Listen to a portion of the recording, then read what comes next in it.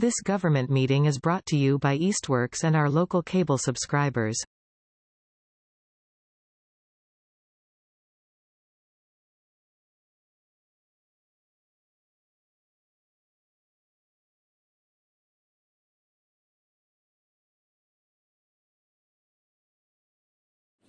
Welcome. Good evening. Welcome to the Easthampton City Council meeting for Wednesday, February 26th, 2025. The meeting tonight is being recorded and broadcast by eMedia on Charter Channel 193 and live streaming on the webpage easthamptonmedia.org. Councilors and participants in this meeting are gathering hybrid on the order extended until March 2025, allowing us to do so. I remind both the members of the City Council and the public participating remotely to remain muted until recognized by the City Council President. Also, for the members of the public, please remove your camera for the duration of the meeting unless you are participating in public speak time or the public hearing. Thank you. This meeting is now called to order. Barbara. Connie Denham. Here. Salem Derby. Present. Felicia Jadzik. Here. JP Kaczynski. Here. Tom Peak. Here. Brad Riley. Here. Tamara Smith. Here. JT Terrell. Here. Okay, and now is when we're going to do public speak time tonight. So if anybody is here from the public that would like to speak at tonight's meeting, we're going to limit the time to 3 minutes. And please state your name and address for the record and address the council. Thank you.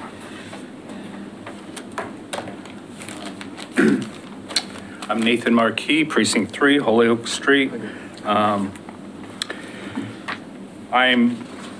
This is in context, I'm the chair of the Easthampton Democratic City Committee, and I am proudly here to support Peg Conniff for city councilor. She serves as my vice chair currently on that committee, and we've worked together somewhat closely over the past year.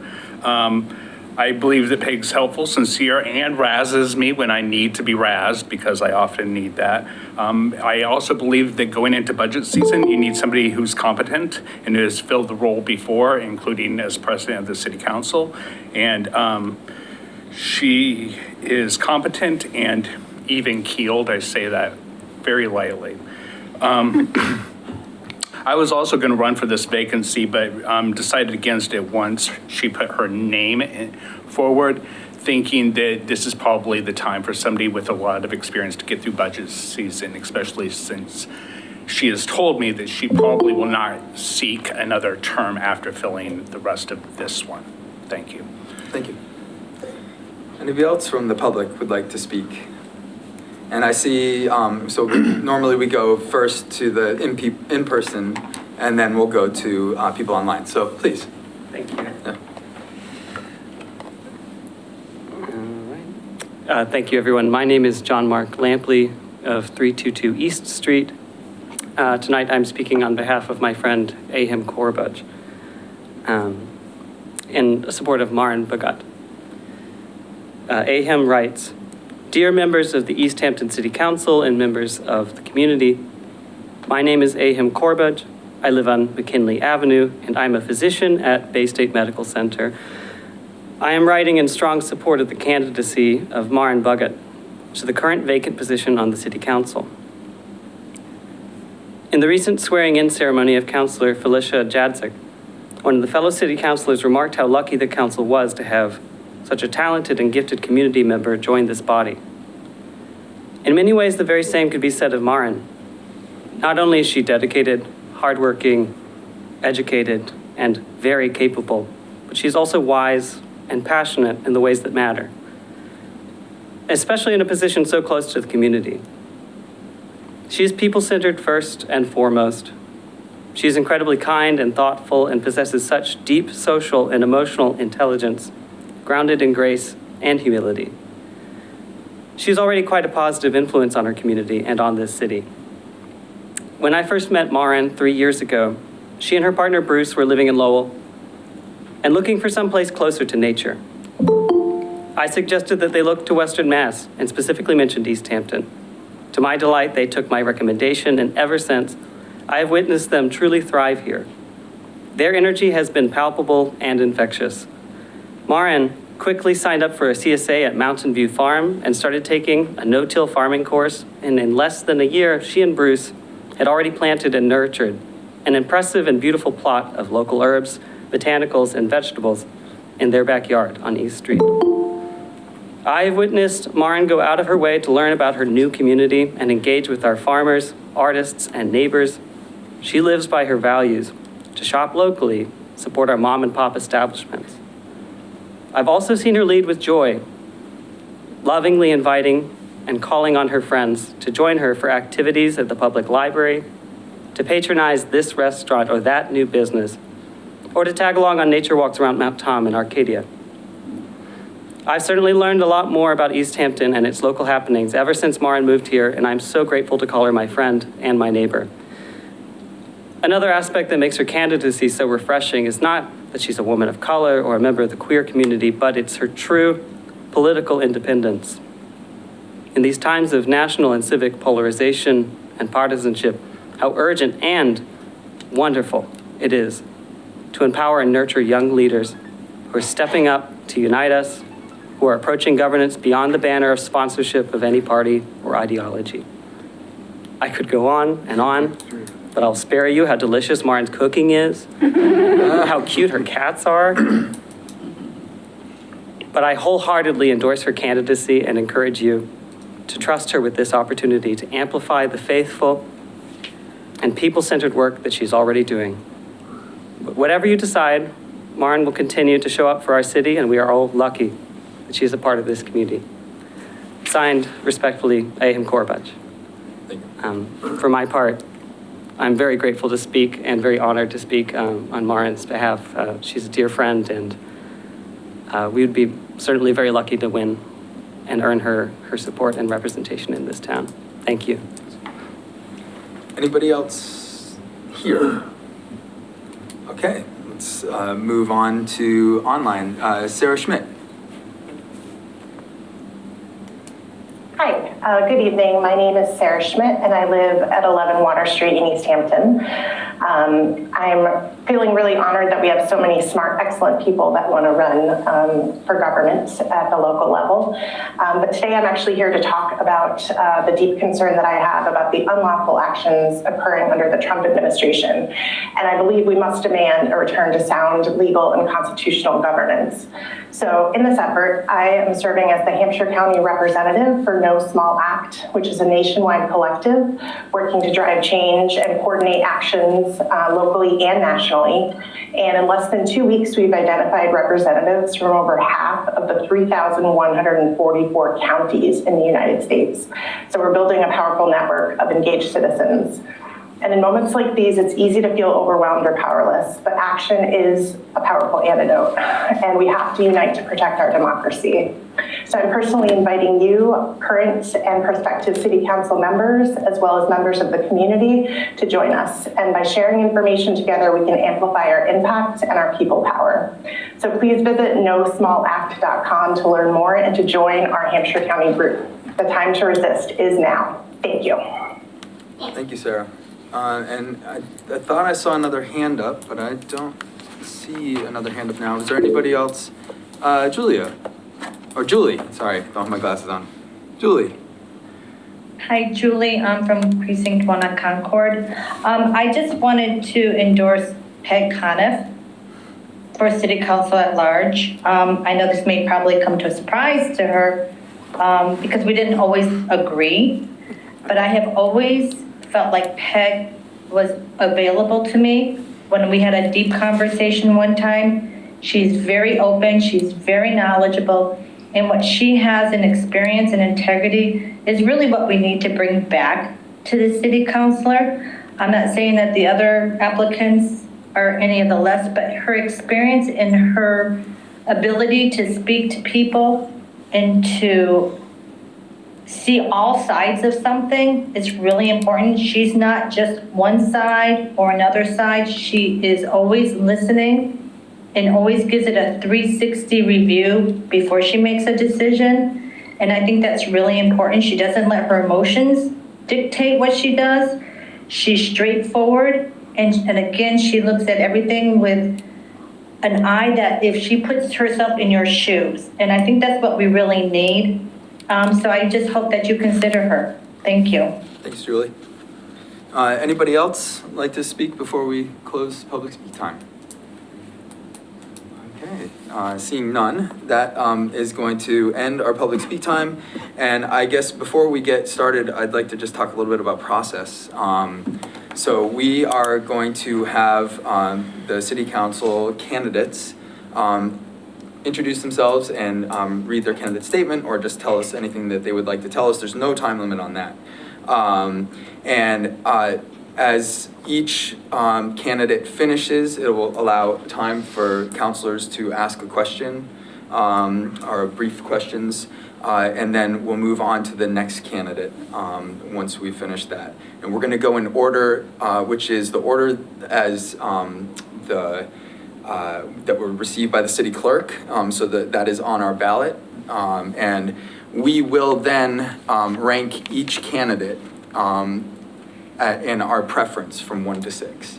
And we will go through rounds where this is not a secret ballot, we'll mark our ballots and then we'll say who we voted for. And just a brief statement on that.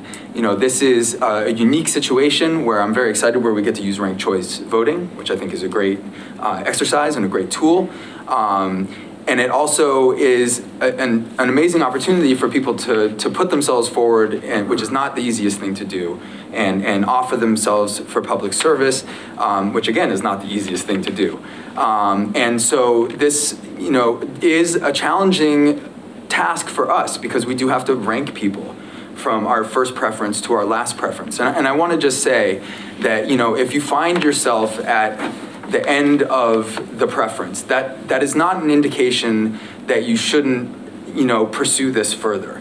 And I want to just be really clear, and I'm going to read something in a moment about kind of the process of filling this vacancy and when that ends. And but I do want to say that this is a great opportunity to cut your teeth, to get comfortable speaking in front of the group here, and to be able to run again. Historically in our elections, we have not had great representation and robust races. We've had a few, but not that many. And it would be great to have a choice for people. And so, I would just encourage you, even if you don't find yourself in that one spot, to not give up, to not let this be something that, hinders your aspirations for public service. And I hope it lights a fire, and that when you can pull papers in July 1st, I was going to say June, so I was close. I've only done it 10 times. So July 1st, that's an opportunity to be able to, start fresh and let people know who you are, because this is a very short time frame. So like for me, it's going to be a struggle to put people in the 4, 5, 6 position, because I don't want you to think that I don't value you. But it's just the part of the process. And so I just wanted to make that really clear as far as how that goes. Now, I do want to read this because this is from the charter, and this is filling of vacancies by the city council. And the part I would like to highlight, I think, is very important. Persons elected to fill a vacancy by the city council shall forthwith be sworn and serve until the next regular election, at which time the position shall be filled by the voters.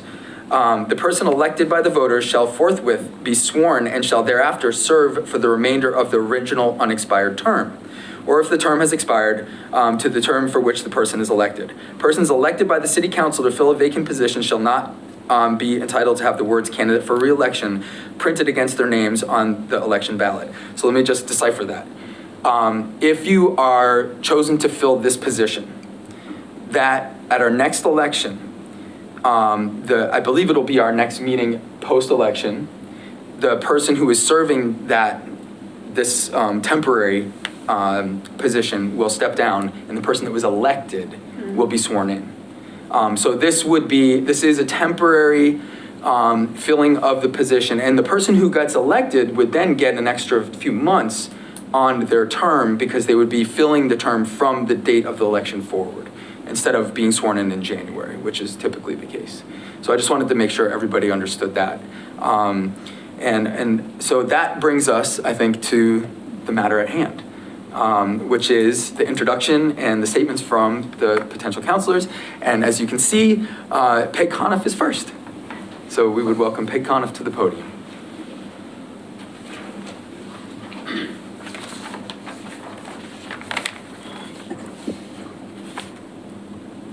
Good evening. President Derby, Vice President Kwasinski, the rest of the counselors. My name is Peg Coniff, and I am very interested in filling this vacancy tonight. But trust me when I say there is no one in the room more surprised than I to be standing here right now. While most of you already know my story, I will do a quick recap. My wife Deb and I moved to Easthampton 13 years ago. For 6 of those years, I was an Easthampton City Councilor, and for 2 of those years, I was the president of the council. Early in 2020, 13 days before the world shut down for COVID, I retired as a senior director from my 33-year career in IT project management with the same company. Unheard of today. While I am officially retired, I work part-time at UMass in the sociology department in a job that I absolutely love.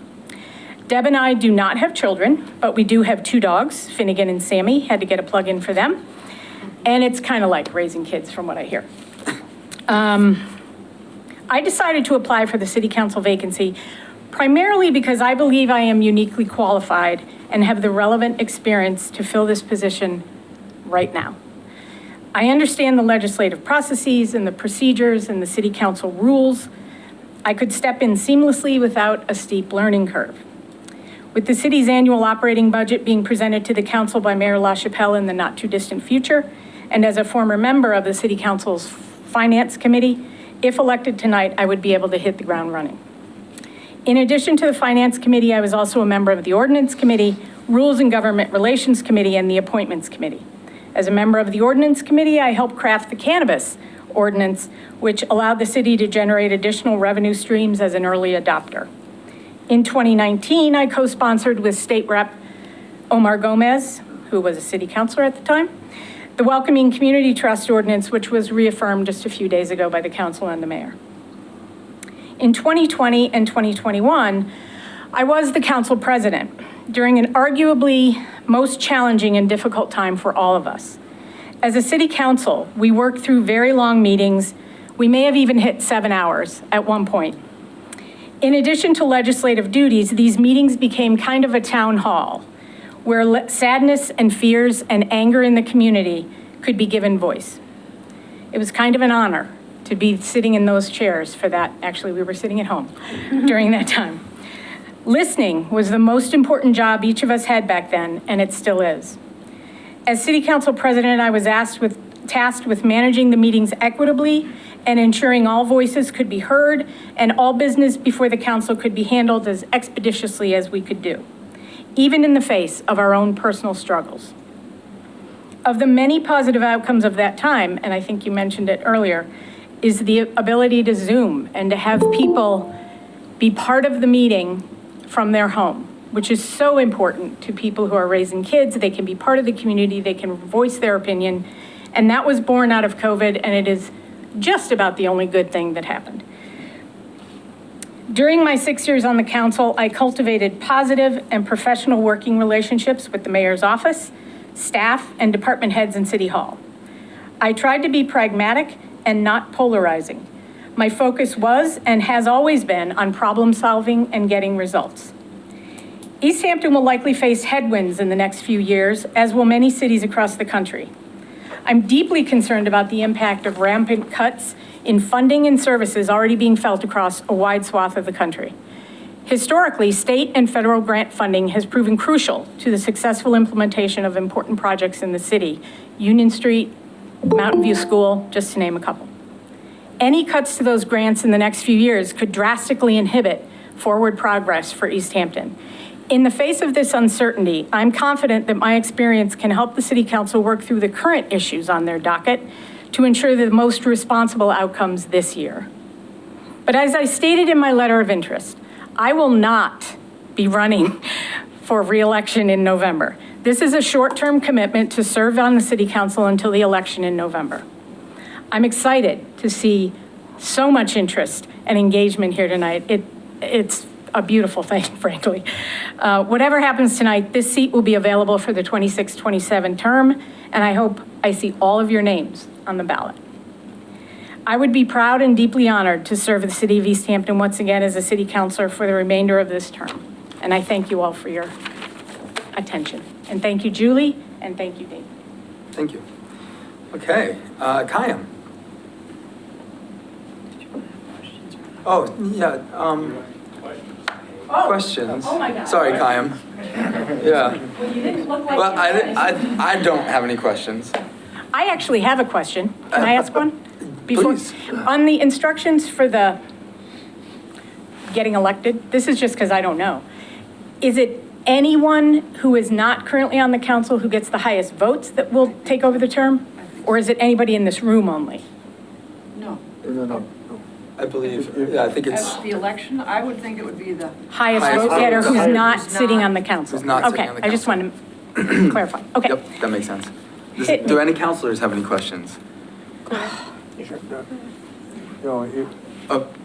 I just wanted to clarify, I would think it would be the highest vote getter in the at-large seats. at the, Right. at large. Among the at-large At large. seats, Right. Yes, yep. Yeah. Did you have a question, Counselor Riley? Yes. Okay, please. And this is going to be a question that I'm going to ask everybody, so Okay. just to, across the board. So one of the most important criteria for me as a counselor, beyond appointing someone who is qualified, is the diversity of the council and how we can include more people in the political process. So beyond the traditional ideas of diversity, like race and gender, sexuality, disability status, et cetera, I also think more broadly about things like precinct diversity and career diversity and a diversity of policy ideas. What makes you unique, and what perspectives would you bring to the council that aren't already included? I'm a woman and I'm gay. Check 2 boxes right there. Which that is neither here nor there as far as I'm concerned. But, what makes me unique is that I have done this before and that I understand what it takes and that I try to encourage people to do this who are women, because I think we have had historically kind of a low turnout for women on the council. So I generally try to convince women to, I think I convinced you, to be on the council. So I'm not sure that I'm answering your question, but I agree with you that I think the whole diversity of people's jobs and careers is really important. I'd like to see some veterans on here. I'd like to see some folks who are not differently abled on here. I would like to see all of that. And I hope those folks feel comfortable at some point to run and to run on those platforms, because I think we need that. Thank you. Counselor Denham. Thank you. This is actually a question I'm going to ask everybody as well, so I'll just kind of preface it and then try to make it a shorter question. I think that, as Councilor Riley was saying, we are individuals who have a variety of different approaches to serving on council, right? Some of us try to think collegial. Some of us might be more focused on our friendships, right? I think that we all have differing demands and expectations depending on our constituency, right? If we're serving broadly in terms of as an at-large, or if we are representing a precinct, right? And so we try to represent the diverse voices within those precincts or more broadly within the city, right? So I guess my question to you, thinking about all of that, what is your approach to collaboration within the context of city council? Well, it's like I also was in my work career, that first you need to understand the problem and understand why the problem is coming to you and what are the reasons that people are asking for us to take some action on something and to listen. And I mentioned that before, that a lot of this, as Julie even pointed out, you don't have to agree with people, but you do have to listen and you do have to try to understand why they're even at the table talking to us. And I think that's really important. I think it's maybe the most important thing that we do. And in terms of how you, because, right, we got to get everything passed with X number of votes, otherwise all we're doing is just listening. We do have to take action and we have to get some results. And I think it's really important to kind of break down what the solutions are. And frankly, sometimes it involves compromise and you don't get everything you want, but if you can get the important parts, and that's really how this should work.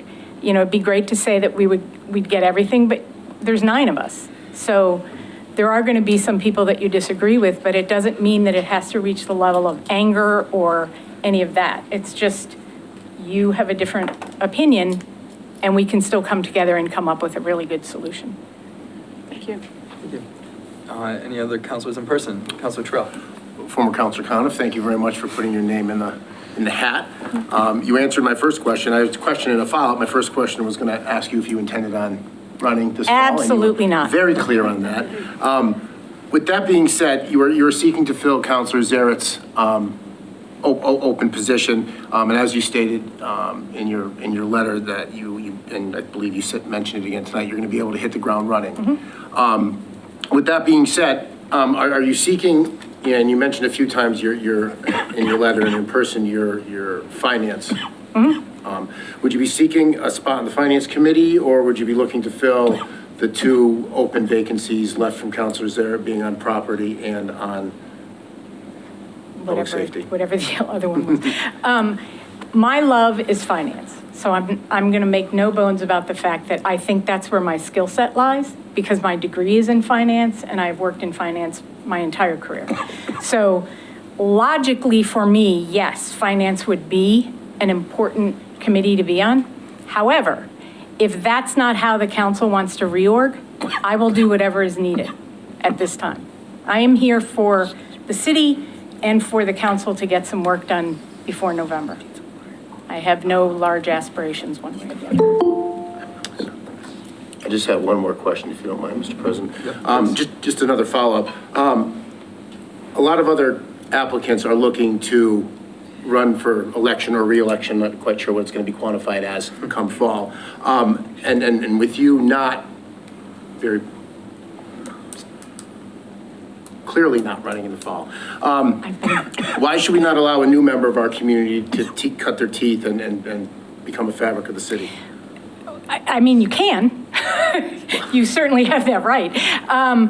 Because if I were in your shoes, I would want in the interim to have someone that did not require to be ramped up at this time. That's just me, but new blood is also good. So however you feel this council needs to have a new person, you know, I'm not gonna feel badly one way or the other. I just, from a pragmatic standpoint and in my career, I tended to go toward those folks who could solve the problems right now. And I think there is a certain kind of importance in running an election and in participating in being voted in. You have to talk to your constituents, you have to get out there, you have to meet people, you have to state your case and hear from the community. I've been elected 3 times, I've done that. And so I think that's an important piece of having the privilege of being on the city council is asking your community to vote for you. And it looks like Councilor Jadczyk. Yes, thank you.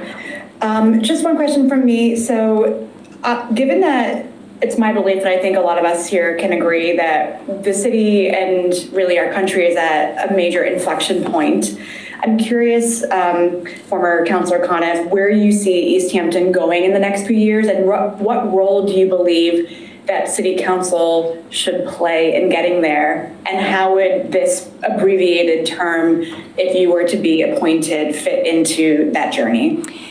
Yeah, I mean, it's really tough because we don't know what we don't know yet. We know what has started to happen, and that is that funding and humans are being cut, and you need people in specific positions, both state and federal, to get stuff done. And it does concern me as well that, and mostly on the topic of grants, federal and state, that those could dry up because we have done amazing things with that money. And so I think the only thing I can do is use my voice in the next 8 months to try and, convince the folks here and the folks in City Hall to maybe watch their wallets and not spend as much money. But we don't know yet how things are gonna shake out. But right now, my biggest fear is money and how we will get by without some of those grants. And we may have to tighten our belt right now. Great, thank you. Great. Any other questions? Okay, thank you, former Councilor Connor. Old habits die hard. Kayam, welcome. Thank you. Good evening, councilors. Thank you for the opportunity to speak and for your consideration as the next interim at-large councilor. My name is Kayam Jamrog McQuaid. Many of you may know me, but I'm a lifelong resident of Easthampton, currently living on Jones Drive in Precinct 5. I care deeply about this community and its people. Having grown up here, I have strong ties to the community, and I've seen the city blossom into the thriving city that we can all be proud of today. My family still lives in town. My sister and I have recently become homeowners, and her adorable daughter is soon to be enrolling in Easthampton schools. I feel a strong drive to serve this community and work to make sure it stays resilient into the future for all the people who call this city home. Professionally, I bring experience in public policy and economics research, program management, nonprofit operations, and communications. I've worked on varied research projects focused on equitable workforce development, housing access, and data-driven economic policy, both in nonprofits and through my current position with the UMass Donahue Institute.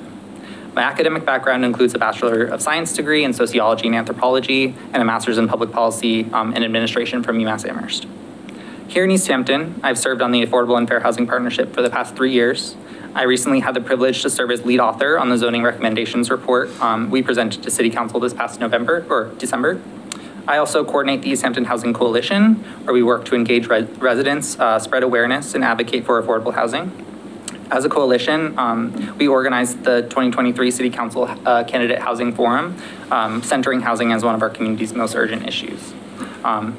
And if chosen to serve in this capacity, I would be interested in focusing on these pressing issues, such as housing affordability and cost of living, through ideas such as petitioning the state for the ability to do rent stabilization, or working to fund a permanent municipal emergency rental assistance program at the city level.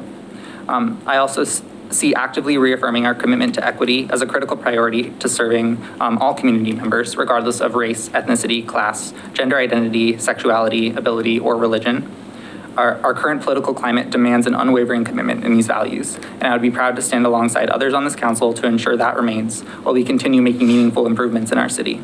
I've brought this intersectional perspective and deep commitment to equity to all my work, and I hope to bring it to City Council as well. Thank you again for this opportunity and your consideration. I'm ready and eager to serve our city, and I look forward to collaborating with all of you. Thank you. All right, and so now we'll ask questions. I'll ask the first one. Are you interested in pulling papers July 1st? Definitely, yeah. That was my plan all along, and I saw this as an opportunity to sort of get in early and learn as much as I can, hopefully hit the ground running in January with a really strong platform. Okay, thank you. Other councilors? Are you Go ahead. going to ask your question? I certainly can. I didn't want to go first every time, so. Would you like to go first, Councilor? Sure, yeah. I was just being, because you said you wanted to ask a question, so I just wanted to be. So as I mentioned, right, that we have varying demands upon us.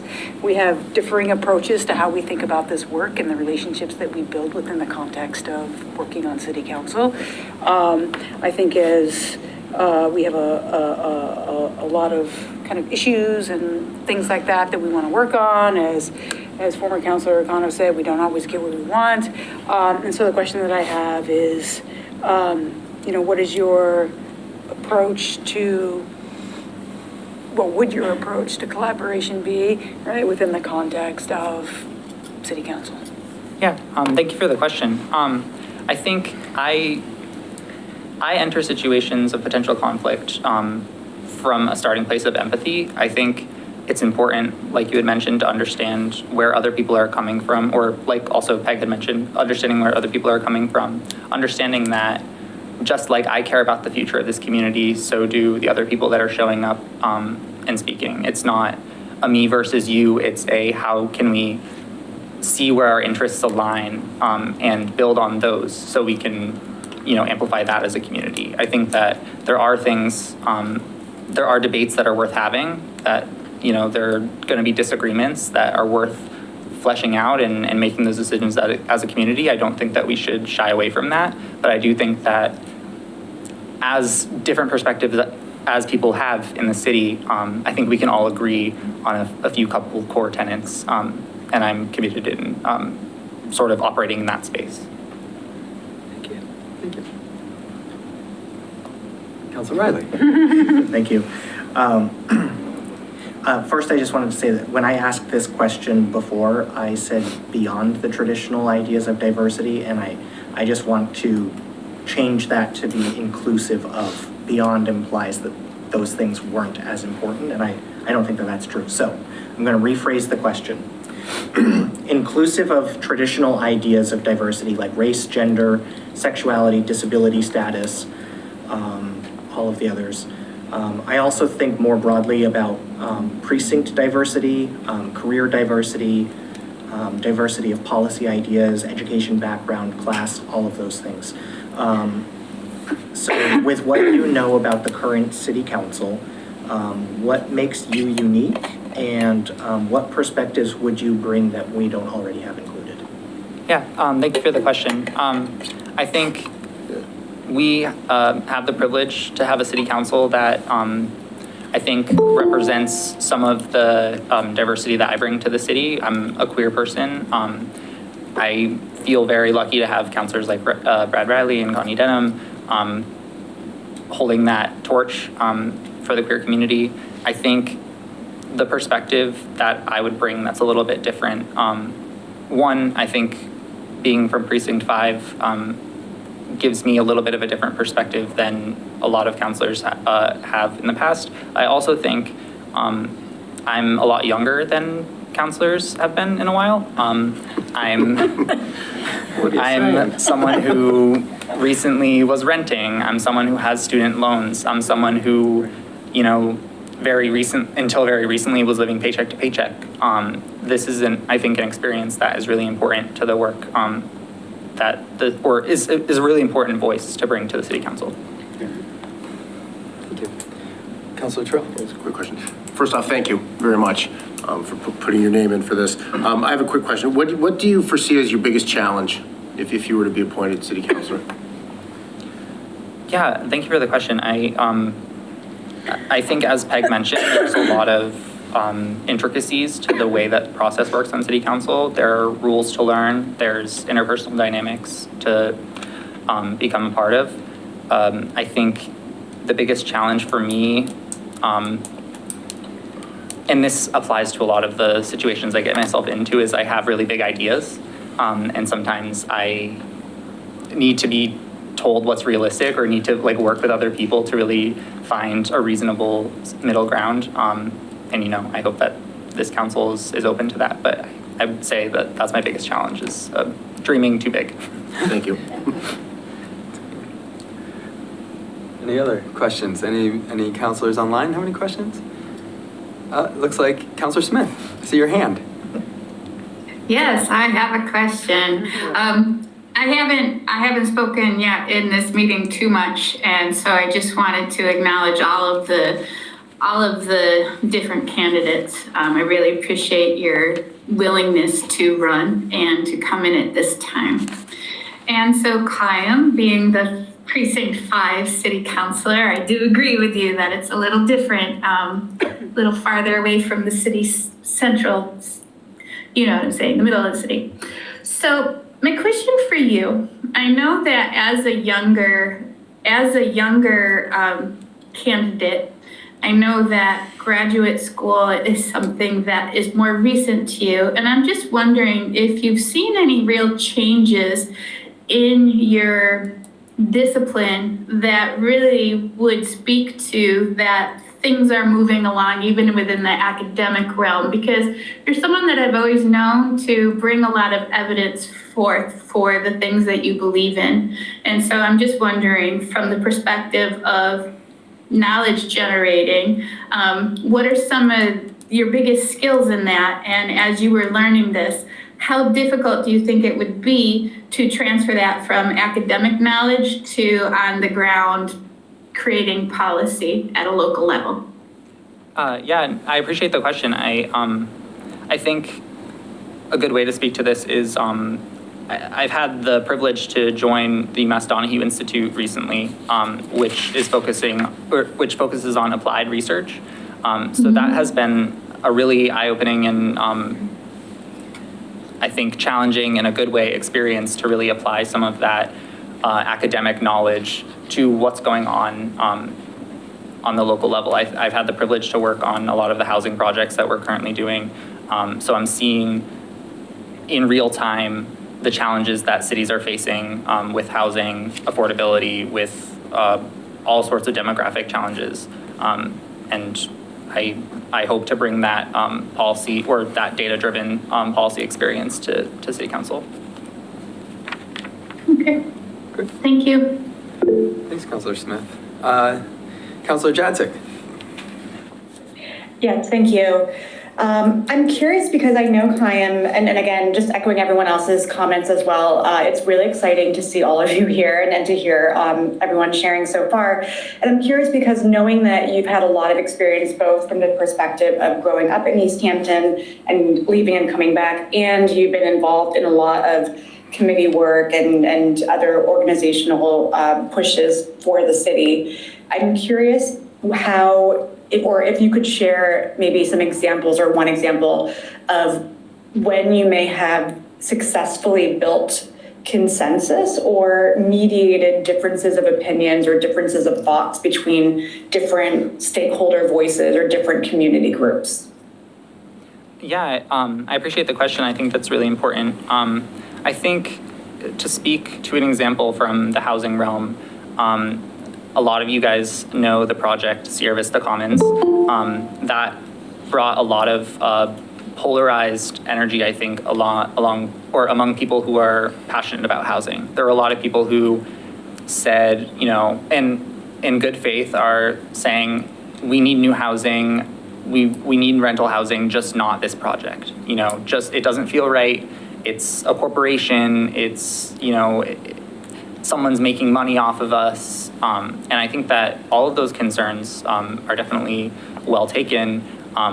But something that I really tried to do was to build a bridge and build understanding around what the process of building affordable housing looks like and how a lot of this project is a new, it's a bigger project than Easthampton has had in a really long time, if ever.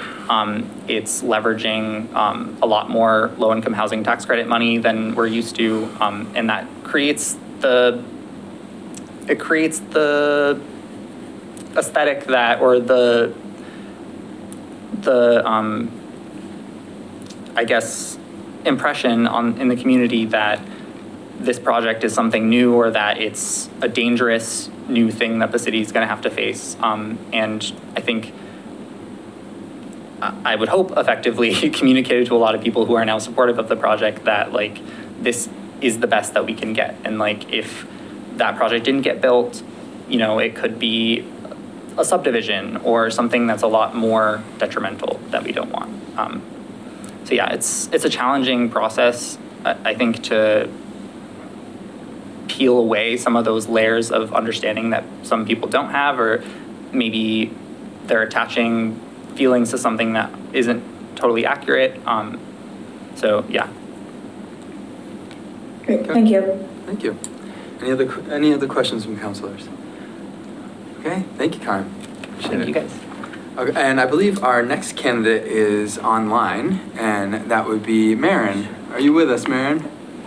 I am. It's Marin, by the way. Oh, sorry, Maren. Yeah. Sorry about that.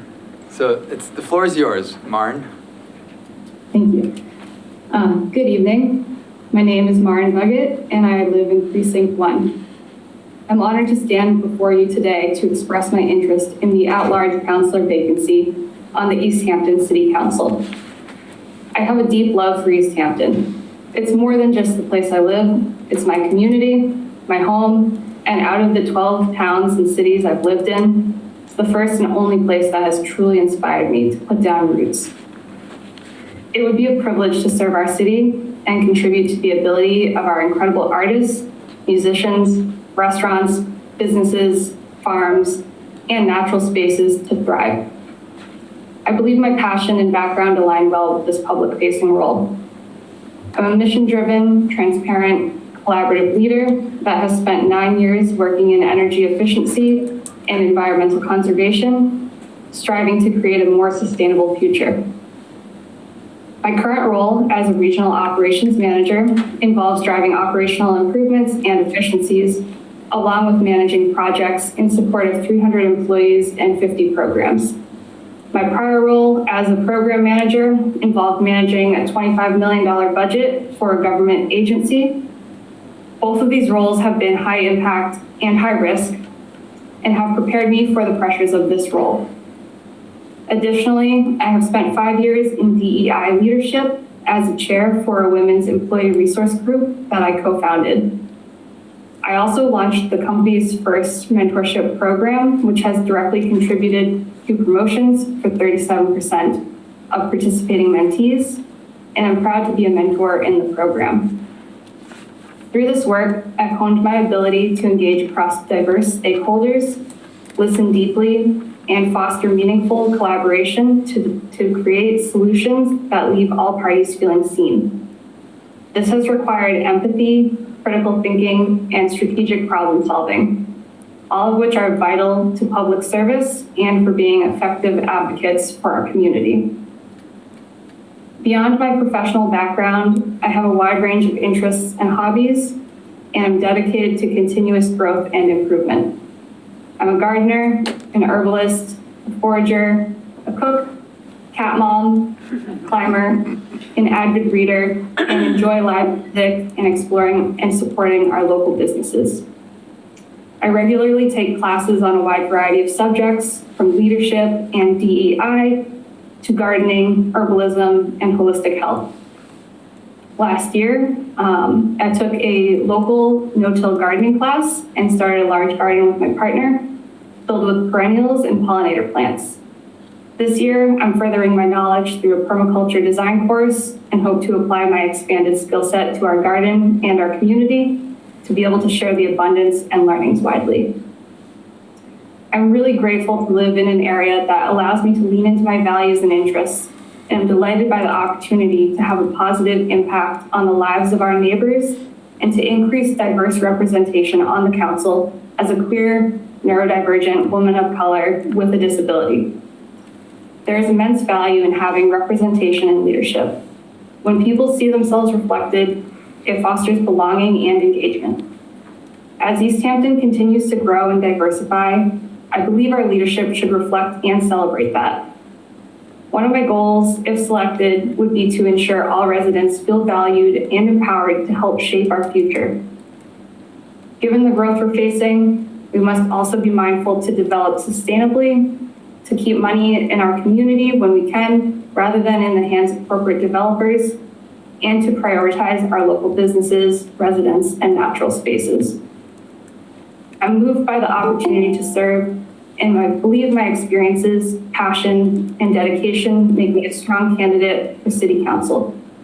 Easthampton has given me a sense of home and belonging that I had not previously found anywhere else, and because of that, I want to give back, to contribute my skills, energy, and vision to shaping our city's future and ensuring it remains a place where all residents can flourish.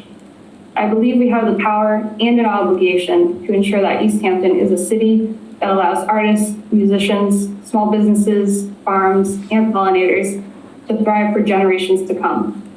I look forward to working alongside each of you to continue building a resilient, connected, and equitable Easthampton. Thank you for your time and consideration. Thank you. And I will ask the same question I asked Kayam, which is, are you interested in pulling papers in July? Yes, and regardless of what happens, I'm also interested in exploring our local committees. Okay, great, thank you. Other councilors, Councilor Peak is going to go first this time. So everybody else is, before their question, editorialized a little bit on this, so I will too. And I'll just say, I'm so happy to see this group. This is, I think, my third time doing this for the city council, my fourth or fifth, depending on how you want to look at it, if you count school committee vacancies. So this is not my first rodeo with having to appoint somebody after somebody else leaves partway through. This is, I believe, just looking at the resumes with half of you having not even spoken yet, the strongest group I've ever seen. I'd be honored to serve with any of you. I'm bummed that I have to put somebody last because I am just like, this is a great group. That being said, I know some people's background's a little bit better. So Maren, I wanted to specifically ask you, could you tell me about some experience that you might have serving on specifically a multi-member body, a board or committee or something, not maybe municipal or maybe a working group or something like that, but just something where there isn't a hierarchy, because I really think that that is one of the trickiest things for a lot of people to acclimate to when they get onto local government, is that none of us are anyone else's boss. Salem runs the meeting, but he can't fire us. Like, you know, we're accountable only to the voters, and we just have to, and we're forced in a way to deal with that dynamic, which is unfamiliar, I think, in a lot of the hierarchical structures that we are used to seeing in most of our lives. So if you don't have any experience with that, that's totally fine. But if you have an example of working in that kind of environment, I'd love to hear about that. Yeah, I actually do have experience working in that environment. I have been a chair for the Women's Employee Resource Group that I co-founded for the past 5 years. And we do not have a manager. So it is 5 of us. And we've gone through several iterations of chair members. We've gone through a lot of change with the makeup of our chair and have been able to navigate working with a wide variety of personalities and goals. We've been able to really divide up the goals based on the strengths of each of the members that we have serving as a chair. And we've been able to foster significant growth in our group, bringing it to over 400 members, which is about 15% of the company that I work in today, and have worked collaboratively across many project types, from developing that mentorship program to running an annual awareness month for Women's History Month, which includes bringing in external speakers at times and developing events company-wide and for the members specifically. One thing that I'm proud of in this annual celebration is we've created a women in leadership panel that is specifically made up of members that actually work at the company I work at. So we've done a great job of lifting each other up and working collaboratively to serve the employees at our company. And that is also the role of the council, is to serve the members of the community. So I would be comfortable stepping into that non-hierarchical seat. Thank you. Thanks. Councilor Riley. Thank you, Maren. So, you know, I said that I was going to ask the same question of all of the candidates, but you essentially answered the question in your opening statement. So I hoped that I could ask you an additional question just to dig into some of your experiences. So in your opening statement, it sounded like you've got some experience in managing or overseeing a multi-million-dollar budget. A city budget is a complex process and it has a lot of moving parts. There's a lot of questions that need to be asked. And every one of us who's been sworn in as a city councilor has had to do the city budget for the first time. And there is no experience that you can typically get on passing a city budget for the first time. So I wonder if you could talk about some of the work that you've done and what your approach would be to hit the ground running like we've all had to do in our first year. I think there's a lot of value in being as prepared as you can be when you are facing a new situation. So I would commit to doing my homework ahead of time and really diving into the current breakout of the budget, what is proposed, what it means, what impact it would have on our residents, and lean on all of you as well to work collaboratively together to ensure that the decisions we're making are in line with what's best for the future of our city. Right, thank you. Thank you. Other questions from other councilors? Councilor Jacek. Thank you.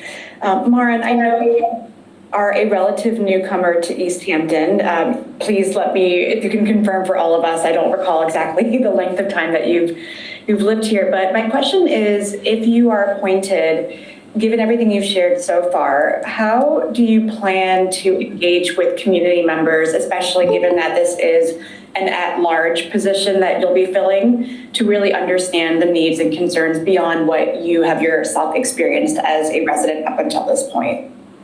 Yes, so I've been in Easthampton for a year and a half, which isn't a lot of time, but I have made sure to get involved in our local community and engage with our local businesses, artists and musicians, and have a farm share around the corner from our house. So I think that as a counselor, if I was selected, I would just lean further into that and ensure that I'm engaging across events in Easthampton, going to the open studios, engaging with our artists, really just putting myself out there and finding ways to just build bridges across people that might not have the same opinions or values as me, finding those common points and helping to drive engagement through that. I think we also have a lot of opportunity to engage some of our residents that may not have English as a first language by ensuring that our communications are multilingual where applicable, that we have flyers in areas across town that we may not have considered before, that we're engaging the precincts that have historically been underrepresented, and that we are really leaning into those community building events as well, where we can create those connections and ensure we continue to have that small town vibe, even though we are a city, because I think that would be a very important thing to maintain going forward through this uncertainty that we're facing. Knowing our neighbors will be key to surviving anything that's to come. So I think I would just really be leaning further into community. Okay, thank you. Thank you. Councilor Dunham. Thank you, Maren. Same question. You know, as I mentioned, we all have different perspectives. We have different constituents, right, that we have to kind of navigate those relationships, et cetera. We have a variety of personal interests that we work with community members to kind of bring forward to the council, to the community, to address kind of concerns or promote projects, et cetera. And we don't always end up getting what we want, right? So the question is again, what is your approach to collaboration, particularly within the context of a diverse body? I think just being mindful of fully listening to each other and creating an open dialogue with each other, remaining curious rather than guarded, ensuring we're remaining rooted in the common ground of serving our community. being willing to compromise when necessary, and working collaboratively to find solutions that, again, ultimately benefit our community. Thank you. Thank you. And I believe I see Councilor Smith raising her non-virtual hand. There you go. Yeah, Councilor Smith. Thank you, Mr. President. Hi, Maren. Thank you for your words so far. So you had mentioned that you have a background in energy conservation. Did I hear that right? Okay. And so one of the things that I wanted to pose to you in particular is that at a governmental level, at the local level, we have a lot of initiatives where we are encouraging electric and encouraging more, just more environmental measures for people. I also, as a counselor, get a lot of feedback that those are measures that are too expensive at this point in time. So I'm just wondering, from your background, how do you usually deal with that cost perspective versus we would do it if we could, but we can't afford to? Yeah, that is feedback I have also heard frequently. I'm a big proponent of our Mass Save program. We have a home energy audit program in Massachusetts that has a lot of incentives, so that can reduce some of the cost pressures of upgrading to more efficient items that long-term do reduce the energy bill, but upfront can be a burden. The Mass Save program does offer audits for income qualified households that include completely free remediation of asbestos, of knob and tube removal to improve the home's safety, comes with insulation, comes with HVAC measures such as heat pump water heaters and heat pumps for heating and cooling your house. So in that regard, that does remove cost pressure and does reduce energy bills. There are also a lot of things that we can do that are lower cost. So starting with insulation is a great approach. There are also ways to improve the energy efficiency of your home through weather stripping, for instance. But I do understand there can be barriers to living more affordably, really. Having lower income is more expensive. Everything is more expensive when you are low income. So it is definitely difficult, but I do think that our state has some great programs to increase accessibility. Okay. Good. Thank you. Any other counselors have questions? And Councilor Kwasinski. I appreciate everyone who's spoken tonight and those who will speak to us. Thank you very much. From the bottom of my heart, it really warms my spirit to think that people are coming out and being here at this time. So all of you, thank you. This is going to be an easy choice. No, this is a very difficult choice. So as others have said, no matter where you are on the list, it doesn't really matter. You're presenting yourselves and I think helping us to understand lots about Easthampton.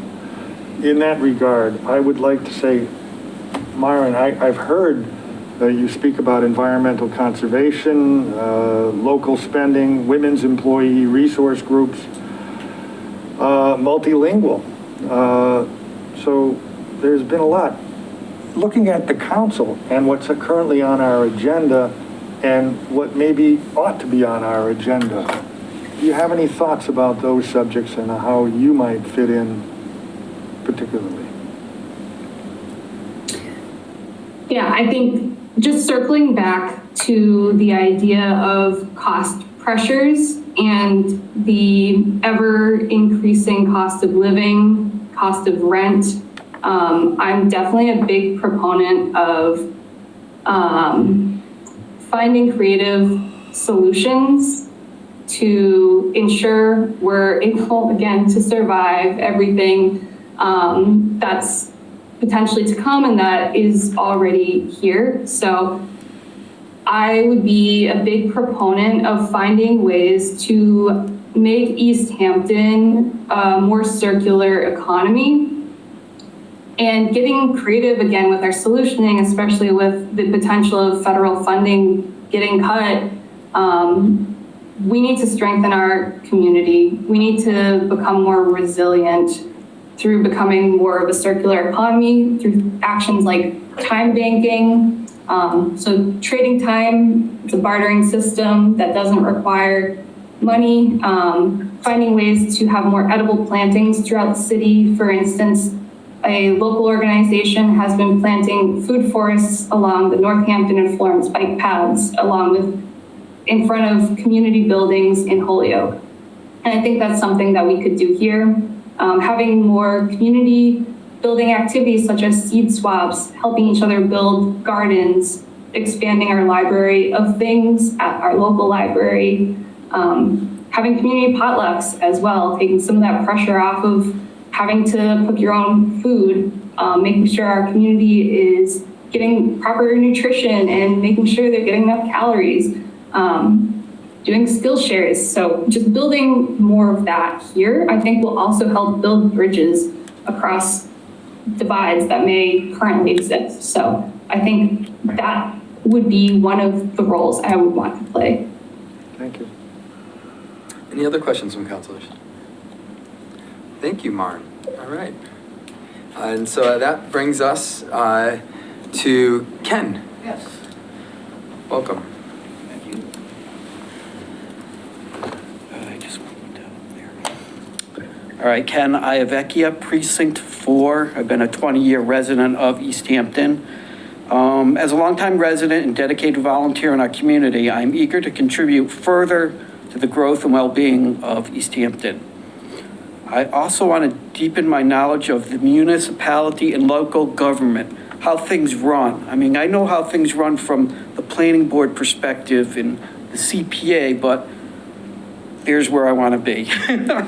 My involvement with the planning board, the Community Preservation Act, CPA committee, and the Affordable Fair Housing Partnership have provided me with valuable insight into how projects go up to the city council.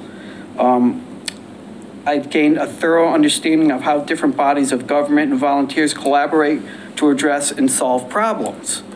During the COVID-19 pandemic, I assisted in researching and evaluating the third-party administrator, TPA, responsible for distributing funds to the residents who were laid off, ensuring that the aid reached those in need of efficiency. And what was neat about that was we chose a TPA that actually had an ecosystem where, you know, they may not have been able to pay the rent, but Wayfinders actually had other programs for those folks, like rental, heating assistance in electric and food.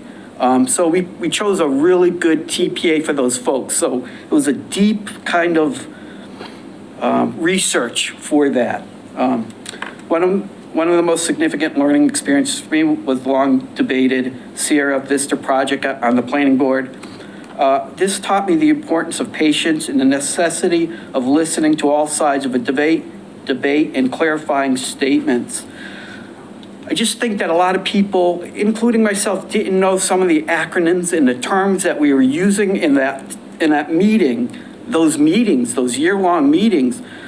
And I found myself asking clarifying questions so people would know what they think, like the AMI, the average median income. What else was there? There was just affordable housing and all of the rules behind that. It's a complex situation, you know, complex entity in itself. So I learned a lot doing that. I'm committed to representing all I'm committed to representing all of the citizens of Easthampton and will always be open to suggestions and concerns from the community. Now I'll tell you a little about myself. I had a 41-year career at the Hartford in IT. I recently got laid off. I'm looking for a job. And I started off in the mailroom, and that would make me kind of unique in the situation where, you know, I didn't go directly from high school to college. I had a lot of steps in between that. I was the president of our LGBTQ ERG group. Not only was I the president, I helped the Women's Network, the Latino Network, and the South Asian Network form. And we all collaborated together, and we were really effective together. I think that's all I want to say for now. Okay, thanks, Ken. Do we have any questions from councilors? I guess I'll start. Okay. Do you think you're planning on pulling papers and? Yes. Okay, good to know, good to know. Councilor Denham, you want to go first? Oh, I'm gonna go, I was just thinking of it. Thank you, Ken. Appreciate you being here. Same question, right? And I know you started to kind of answer that there a little bit, but if you could share a little bit more in terms of. I think that by asking clarifying questions to someone on the committees or one-on-one and being inquisitive and grounding yourself in the subject matter at hand, and maybe even getting experts involved, that you could alleviate a lot of conflict. Okay. Thank you. Any other councilors have any questions they'd like to ask? Councilor Jacek. Thank you.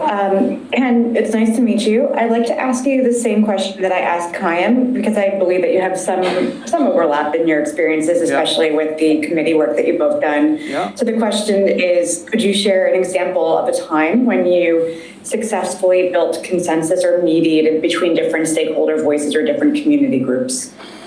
I think I'm going to go to the CPA, where some affordable housing project was asking for some money, and I wanted to immediately get that money to them. It was $100 grand, and the money that they would get from us would be equal to $4 million somewhere else. A lot of people on the committee, I think, wanted to hold back, not so much hold back on it, but maybe ask more questions, and through talking with them at the next meeting, they got the $100,000.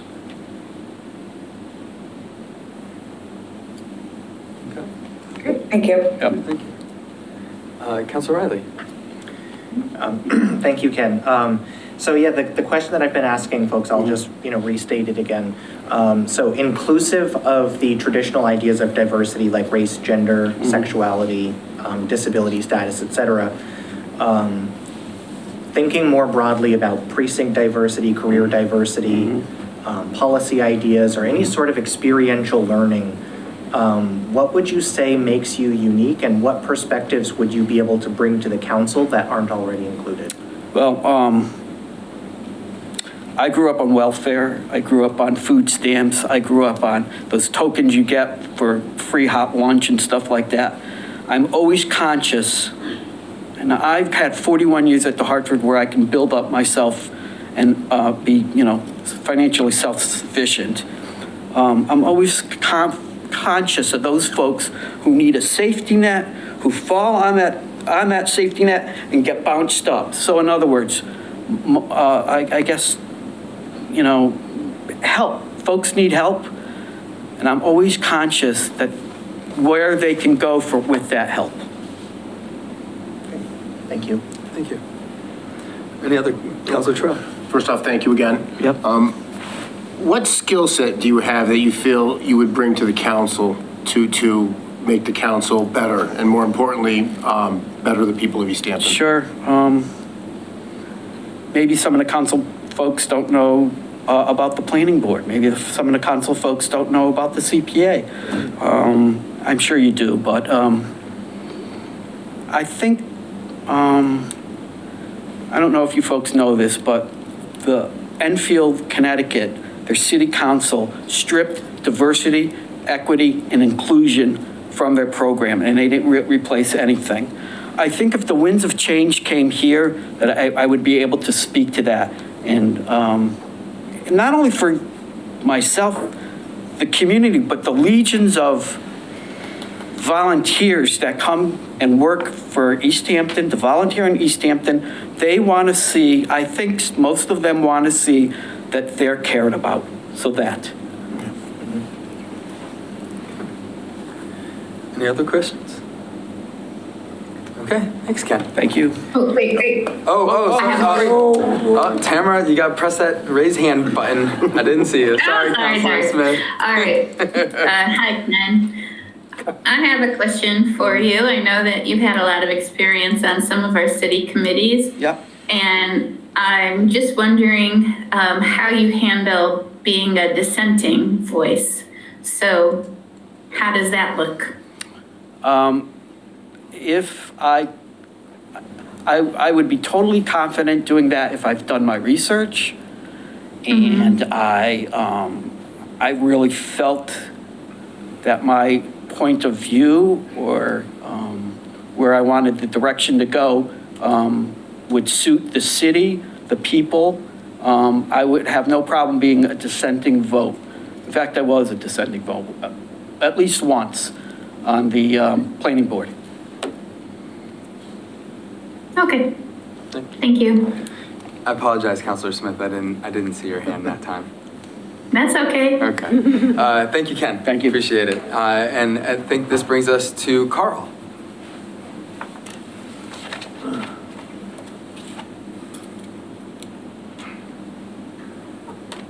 Hello, everybody. My name is Carl Prohl. I live at 6 Gough Street, Precinct 3. My farm, Underline Farm, is in Precinct 4. And I had some prepared notes, but they don't seem really applicable. So I guess I was really taken by surprise when Owen stepped down. And I took that as an opportunity to speak to my neighbors, my employer, my employees, everyone who I see at market, to see what they see as a need in Easthampton or what they love about the city. And what seemed to come through is that so many of our neighbors are new to this town, as I am. So many have moved here as adults because there was something about Easthampton that called to them. I feel that Easthampton is the very definition of what a gateway city is, as Massachusetts has seen it. This is where people land because we have a lively nightlife, we have good restaurants, we have businesses are booming, and for the moment at least, there's still a few houses available to get into. But talking with friends, neighbors, people who come to the market to buy chicken, they're worried about the fact that housing isn't affordable, that Eversource's prices keep going up, that state and federal grants are in question and limbo or maybe not coming through at all. I know as someone deeply invested in agriculture, there are numerous farms right here in Easthampton who have reimbursement grants that they're not sure they're going to see. And I feel that this is simply a harbinger of the times to come. Like, it's not going to get easier, which is going to require that as a community, as a city council, and as a city at large, we pull together because we are all in this together, and that's the only way we're going to get ahead. So I really didn't expect to see so many qualified people here tonight. I really don't want this job, but at the same time, I feel I have the tenacity, the perseverance, and gumption, for lack of a better term, to see what needs done. And with that, I'd love to answer any of your questions. Thank you. I'll ask you the first one, and this is the same one I've asked everybody. Do you think that you're going to pull papers in July? I mean, it really depends on what happens here. It was my intention, but at the same time, if we have a highly qualified person stepping into that position at large, who am I to set them aside? But I think that it is important that we have a lively election, and I think it's very important at all levels of government that we have real choice. Great, thank you. Councilors. Council Peak. Hi. Thanks so much for doing this. And I'm going to ask you the same question I asked Maren, which is, could you give me an example of a time either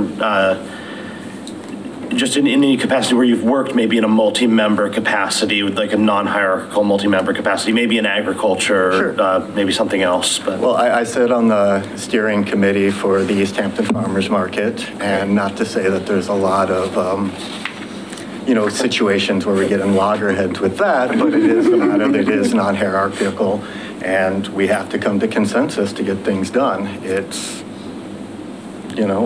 humbling when you might have an opinion that is not shared by everyone else in the room, but I think that's something that we all have to keep in mind. Like, we have our personal passions, we have our things that we really care about, and not everyone else is going to have the same commitment to that topic. Not everyone is going to have the same perspective that we do. And part of coming to consensus, part of, living in harmony with one's neighbors is to acknowledge that while our perception may be different, we need to come to some arrangement. We have to come to some agreement to continue on. And as others have said, compromise does not mean that you get everything you want. Heck, it might mean you don't get anything you want. But that is part of living in this world, being a human in this world, and, carrying on.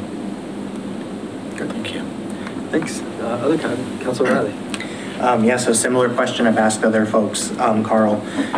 So inclusive of traditional ideas of diversity like race and gender, sexuality, disability status, I think more broadly about precinct diversity, career diversity, policy of ideas. So, what makes you unique, and maybe is there a moment of resilience in your life that you can speak to, anything like that?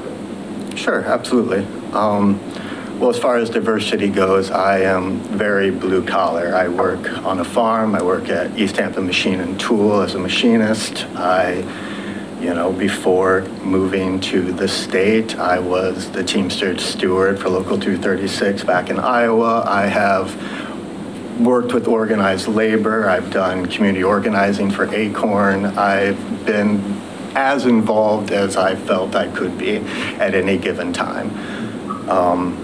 As far as trials and tribulations, I moved the farm to Easthampton 3 years ago, and in the tail end of the pandemic, but definitely difficulty. At the same time, I was given a diagnosis for a meningioma in my spine, which required that I be unable to walk for the entirety of a planting season, for an entire raising season. And, I think it is less an attribute to me and being able to carry forth, and more to the amazing community that we have in Western Mass and Easthampton, that people showed up and, they carried me through that.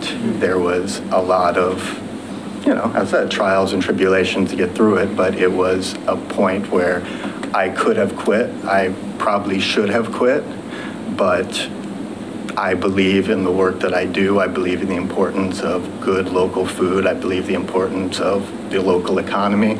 And one of the reasons why I'm here too, if we don't do it, who will? Mm-hmm. So. All right, thank you. Thank you.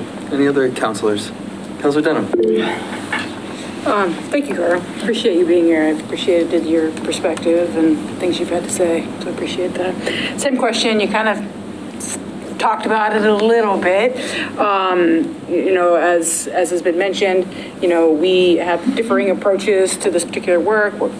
We're all individuals. I think at the heart of who we are, we want to do what's best for Easthampton. We also have to answer to our constituents, right? And so, what's your approach to collaboration and, you know, what does that mean to you within the context of kind of working with, within city council?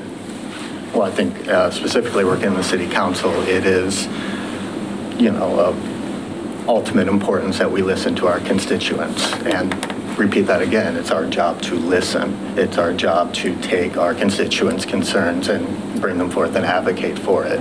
So in that regard, I think it's very important that, you know, we rely on the data, we rely on, you know, the facts, but that we be steered by our hearts and our mind. You know, we let, how to put it a different way, that we remain true to ourselves, but remain true to the spirit that our constituency is sending us here for. I think it's very important that we look for commonalities. You know, again, we're not all going to see every problem in the same light, nor see the same solution for it, but being as we're all residents of Easthampton, we have commonalities, and it's a matter of ferreting those out and building upon them.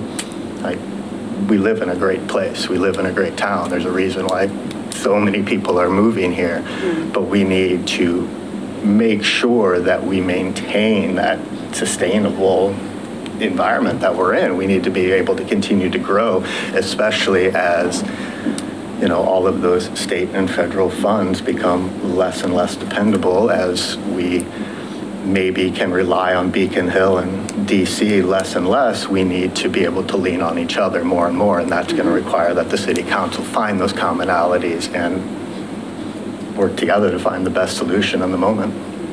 Thank you. Thank you. Thanks. Councilor Jadzik. Thank you.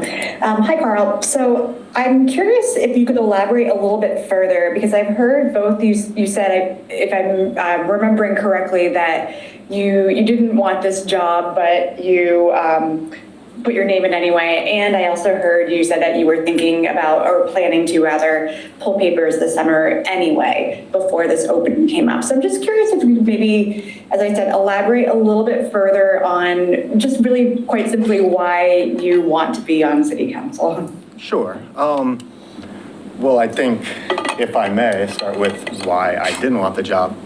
I don't have the experience. I don't have the experience Peg brings to this, and there would, you know, I would be learning afresh on how the city council operates. But that said, anyone taking this position or the replacement for Peg in the fall is going to be at that point. I believe I am absolutely capable of fitting into those shoes and, you know, representing the constituency of Easthampton. And I suppose it's that reluctance that reassures me that it might be the right position for me. I think if I was really excited to step into this position, I might not be the right person for that.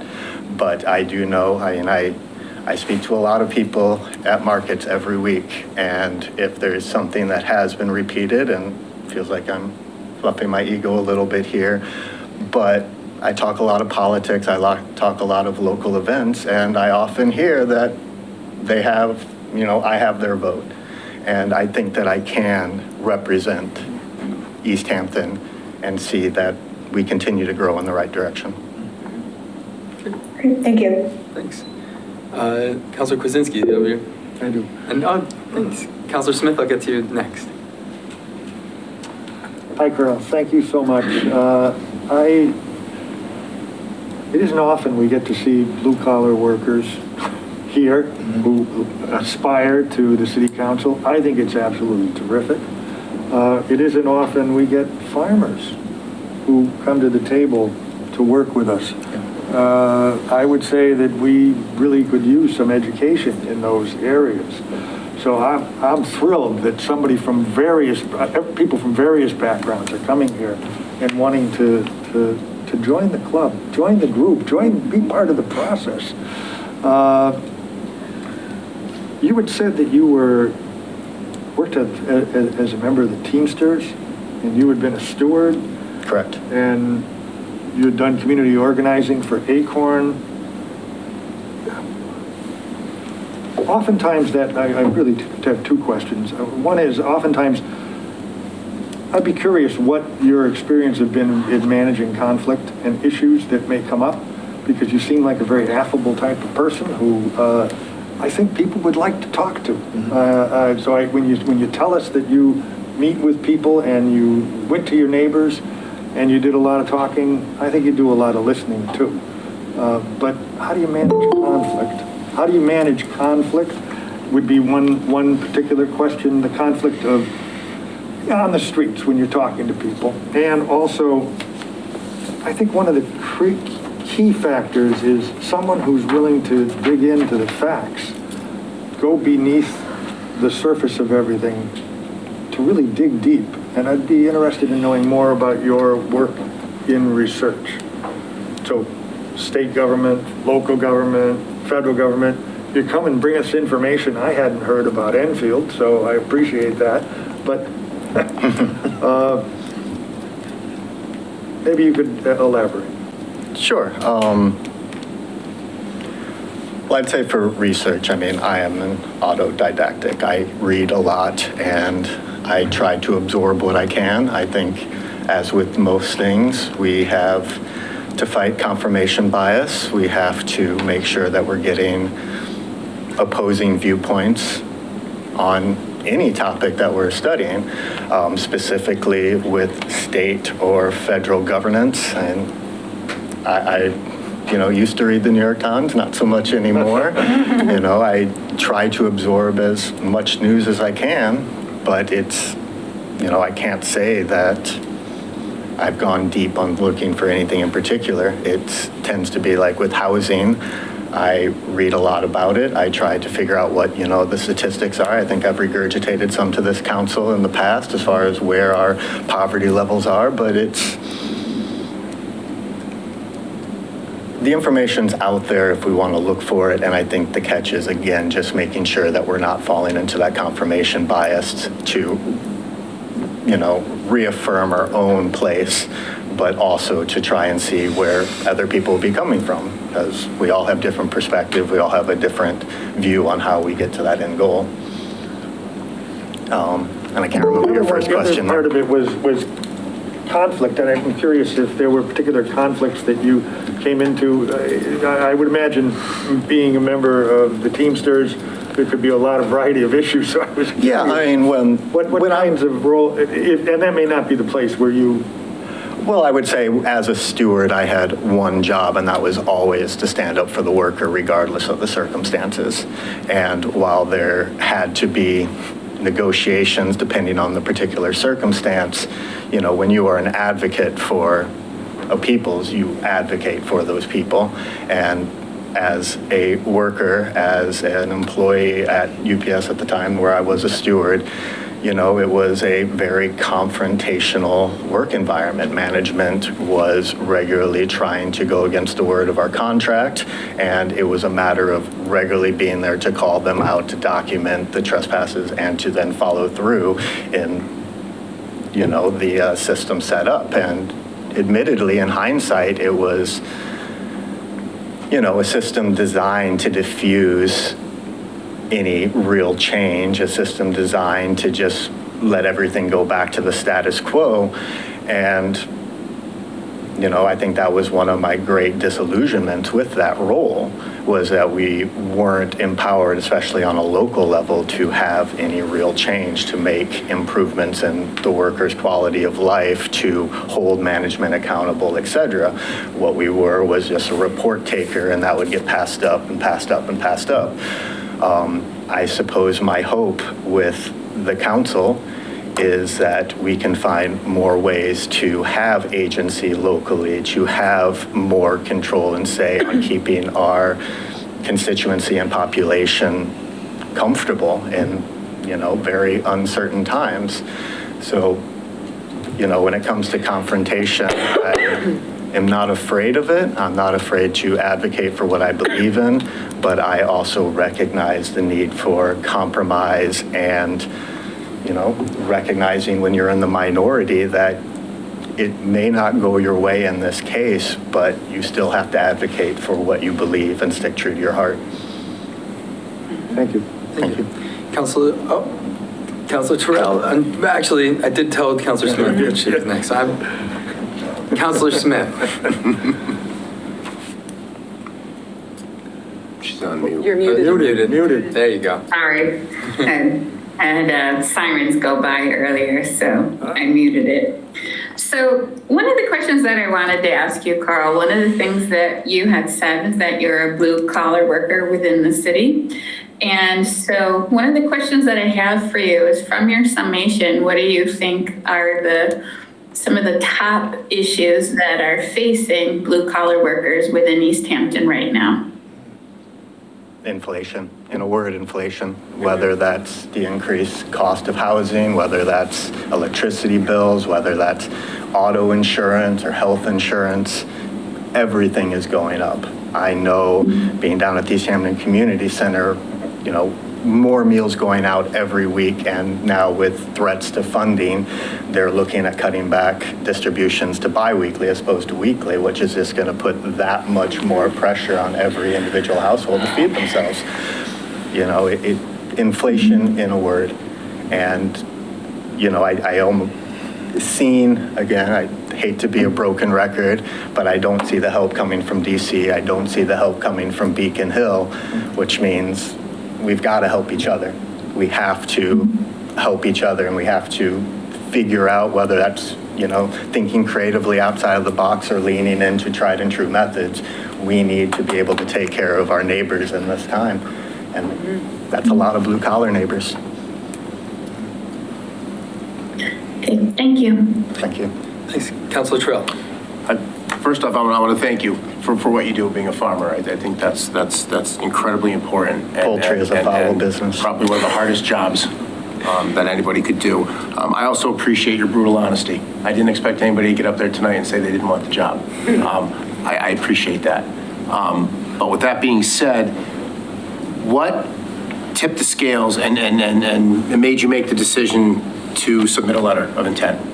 Just out of curiosity, what was it? Those constant conversations with the people at the market, or what finally made you make that decision?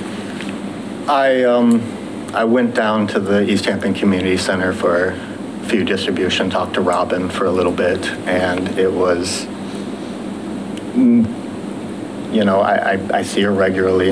It's nothing she told me was new, but it's a matter of things are just getting worse. And, you know, it was, you know, highlighted with the bad weather we just had come through, the fact that we, you know, have unhoused people in the community that need attention. We have, you know, well-housed people, well-heeled people who can't, you know, afford their heating bills and can't afford food. And it's, well, I do not know the solution. If I had the solution, I'd just tell you what it is and go home. But something has to give, something has to change, and it's going to take people who are, tenacious advocates to see that happen. I think it was just the palpable need that I was feeling, and I didn't see anyone else putting their name in. I was wrong. Thank you very much. I appreciate that. Thank you. Okay, any other questions? Thank you, Carl. Thank you. And that brings up Benjamin. Good evening. My name is Ben Drake, Precinct 3. Given the momentum of both national and global politics right now, I think it's easy for us to forget the impact that a local government can have on its citizens. I think, though, it's hard for us to forget what impact community engagement can have. I put in my application because I was nervous, given the complexities of a midterm appointment, of a special election, and the political divide. I was nervous about who would show up, who would apply. I needn't be. I want to just first say, as a citizen, I'm very thankful to Peg, to Kiam, to Marin, to Ken, to Carl for stepping up. I think you have an incredible selection in front of you. I was nervous that we wouldn't, given that we don't get to vet people beforehand. So with that, I respectfully withdraw my application, and I look forward to giving my energies elsewhere to the city. Thank you. Okay, thank you, Ben. Appreciate that. So that concludes our introductions and statements. And so that brings us to the council vote, which is the very exciting part. And I just want to say before we do this that, you know, it's really kind of mind-blowing to me, the quality of candidates that we have right now. And it's just like, it's such a great experience because like Tom said, we've done this a few times and it's never easy, but it's really great to be able to see the engagement that people feel and the connection that people feel towards Easthampton and that are willing to sacrifice their hard-earned time and energy to create a better place for themselves and their families and their friends and each other. And so, you know, again, this is difficult for us. And like, I want to encourage everybody, no matter what number you are on this piece of paper, to keep this enthusiasm, to keep this energy, and to bring it to July 1st. And, you know, I think that all of us here, I don't think would be sad if someone ran against us. I think it might even be a little exciting. And we might be able to solidify our own positions more and let people know what we think and what we feel and what we think that we can be a benefit to the community, because we don't always get to do that. So, you know, this is an exciting moment, and I just want to remind people that whatever number you are, keep it up. So, and Councilor Jen, did you want to just... Say something? Sure, absolutely. It just happened very quickly, so I just want to thank Benjamin for like putting your name in. I mean, I think a lot of courage, right? And obviously you saw something within this and you are a member of this community where you thought you could make a contribution. So I just want to acknowledge you. So I appreciate you being here tonight and taking the time to do that.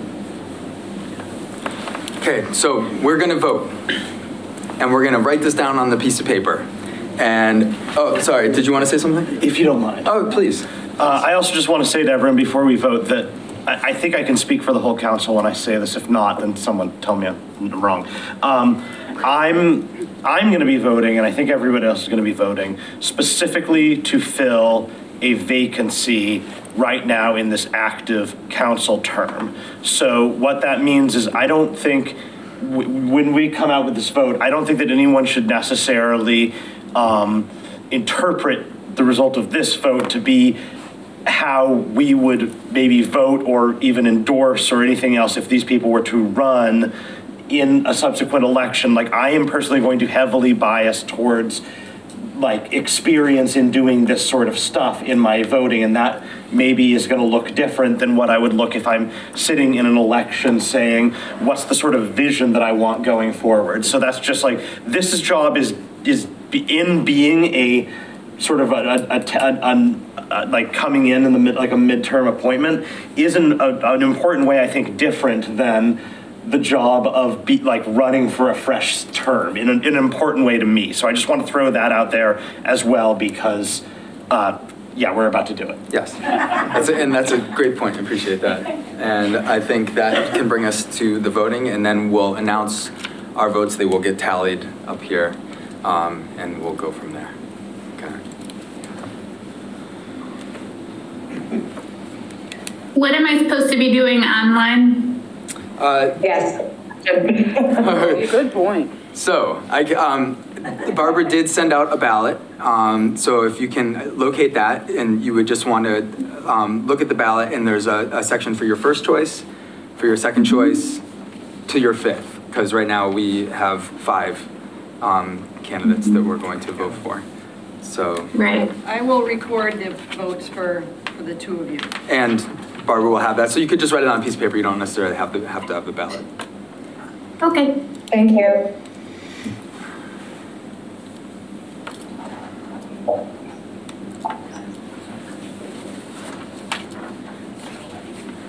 And I think once everybody has filled out their ballots, then we'll announce our votes. And are you going to tabulate them? Okay. So, and I think I was chosen to go first. Is that correct, Barbara? You are. I will make sure everybody's. Yes. I was chosen to go first. Yeah. Okay. And I am Dan. I'm ready. Is everybody else? We have to make are we sure all everybody's done? I'm just saying I'm ready. So once everybody's done, then, If, when you're done voting, if you could hand your ballot down to me.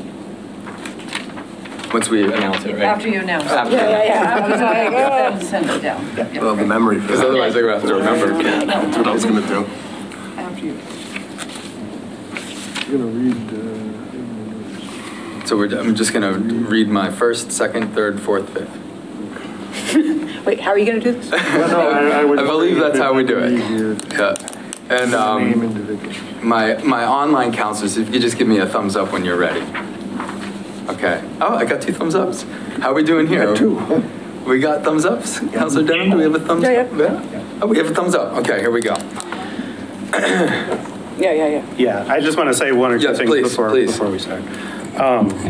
So as these are being read in, I'm going to record them. And I just want you to verify that it's correct. I mean, you can see it on the screens here, but I'm definitely prone to making mistakes in data entry, so I want you to look at it and then just verify that it matches your ballot. Okay. All right, I'll start. First choice, Peg Coniff. Second choice, Kayam Jamrog McQuaid. Third choice, Marin. Fourth choice, Carl. Fifth choice, Ken. Yep. 1, 2, 3, 4, 5. That's correct. Who's Send next? that to me. Yes, it will.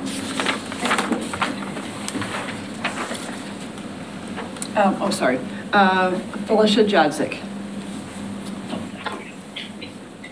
Yes, my first choice is Peg Coniff. Second choice, Marin Boggett.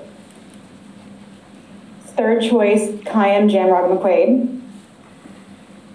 Fourth choice, Carl Prawl. And fifth choice is Ken Iadecchia.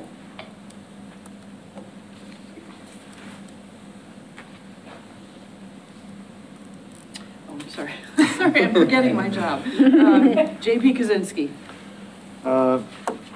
First choice, Peg Coniff. Second choice, Ken Prawl. Third choice, Myron Baggett. Excuse me one sec. Can you repeat second choice, please? Second choice, Carl Prawl. Third choice, Myron Baggett.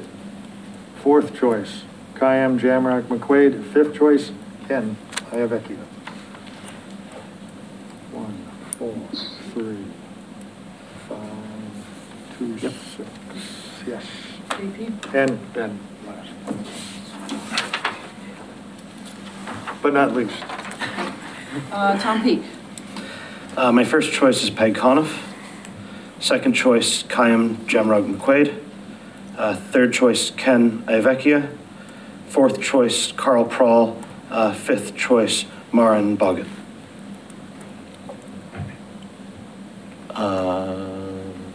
That is correct.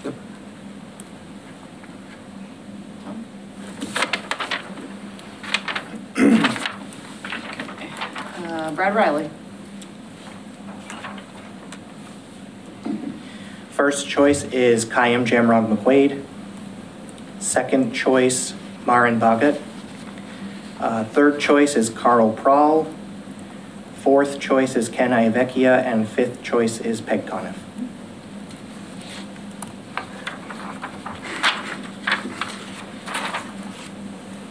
Okay. Tamara Smith. Okay, first choice is Peg Coniff. Second choice is Kayam. Third choice is Marin. Fourth choice is Carl. And fifth choice is Ken.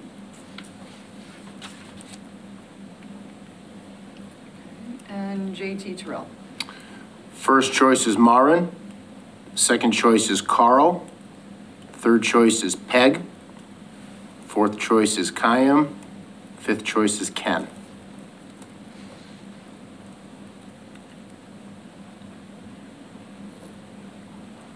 Correct. That's it. Connie. Oh, sorry. That's okay. I got it. Connie, I got it. Connie. That's okay. I mean, it doesn't matter. It does matter. No, Does matter. I'm It does kidding. matter. I matter. First choice is Kayam. Second choice is Marin. Third choice is Peg. Fourth choice is Carl. Fifth choice is Ken. Did I say that correctly? Peg. Kayam. Where am I? Where's up 3-1? There I am. 2. Yep. Yep. Great, so I'm going to now tabulate the results for the first round. Peg Coniff has a total of 5 votes. Also, if I make a mistake, just yell. Kiam Jamrog McQuaid has 2. Marin Bagat has 1. Ken Iavecchia, I'm going to say it wrong, I'm so sorry, has 0 first choice. Carl Prahl has 0 first choice, and Benjamin Drake is withdrawn. So after the first round, any candidate who doesn't receive any first choice votes is eliminated from the running. At the end of round 1, the candidate with the fewest first choice votes is also eliminated. So that would be candidate Baggett, leaving just 2 left. So since that was a first choice vote by JT, that transfers to the highest ranked candidate who's still in the race. So I'm going to highlight that one. And then in round 2, Peg Coniff has 6 and Kiam Jamrog McQuaid has 2. So at the end of round 2, the candidate with the fewest total votes is eliminated. And we have only 1 left. So that is Peg Coniff, who is declared the winner. Okay. Congratulations, Peg. You are the winner. Okay. Would you please approach the bench? Approach the bench.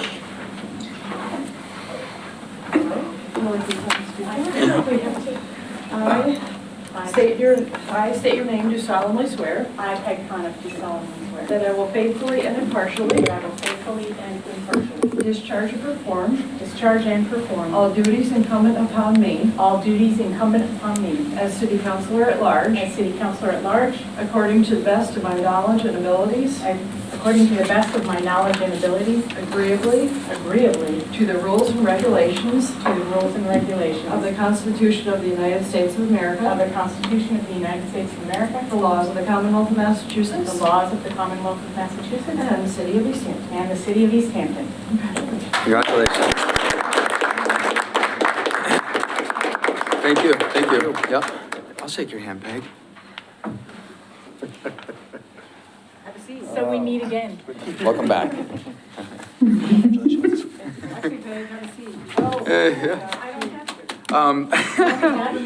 So the meeting's not over quite yet. There's just one piece of business, which is council committee's quick reorganization. And so what we are going to do is Councilor Coniff is going to take a spot on property. Let me just make sure I write this in.